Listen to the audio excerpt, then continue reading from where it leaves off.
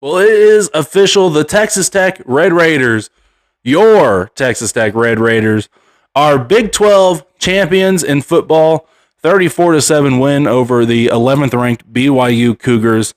This has been a long time coming. Some of you have been around for a long time, maybe experienced some incredible highs and lows between the 70s and 80s. If you're like me, you've been watching Texas Tech football since the mid-90s, experienced all the excitement of the Mike Leach years, then had the rug pulled out from under you when Leach was fired in 2009. Remained faithful throughout 15 years of being dragged through the mud.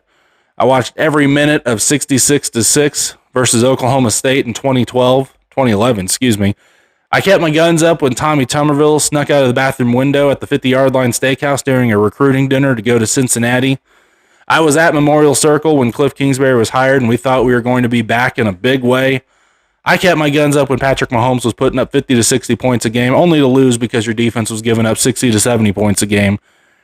And I kept my guns up when Matt Wells tried a field goal on second down and missed. So, Gap Kid, Sad Guns Up guy, Go Raiders guy, and everyone else who ever once called themselves a Red Raider, that win was for you. We'll go over the game real quick. BYU got off to a quick start, pretty much did exactly what I thought they would do, which was quick screen passes to the outside, trying to get 4 to 5 yards at a time, because they know they can't run. You can't run against this defense. And on top of that, you also can't let plays develop and throw down the field. So they kind of Mike Leach their way through that first series, and it worked well. BYU got on the board early with a 7-0 lead. Then Shieldwood did what Shieldwood does and made adjustments, and that was basically it for BYU. Did not score again for the rest of the game. Attempted one field goal, but missed. Turned the ball over numerous times. Ben Roberts decided he was tired of Jacob Rodriguez getting all the glory and picked off Bear Bachmeier twice. Broke it up another time. Almost picked it off for a third time. Offensively, you started little slow. Had to punt your opening possession. Settled for field goals early on, but then absolutely turned on the gas after halftime, scoring 34 points total. And despite what the national media wants you to believe, BYU is a legit defense loaded with NFL talent. The narrative being painted around Texas Tech right now is that you can't play offense, I guess because you're not scoring 70 points a game like you did under Cliff Kingsbury. See, and I'm old enough to remember when 21 points was considered a shootout.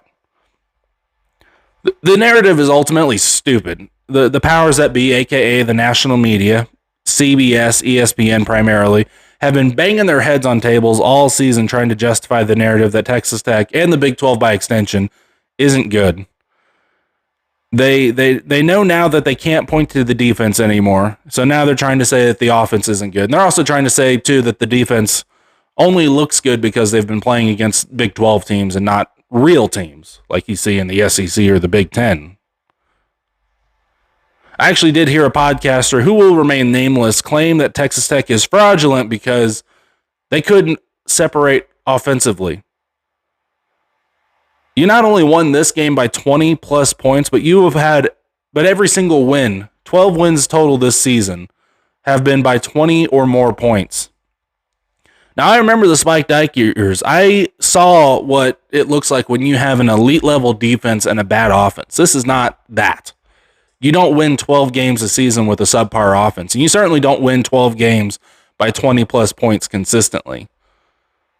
This team, as I've mentioned before, reminds me a lot of the 2019 basketball team, just playing absolutely lights out defense and an offense that does enough to win. And frankly, does more than enough to win by the tune of 20 extra points. When we return, we will grade the position groups. This is the Flatland Sports Podcast, powered by Midwest Helmets.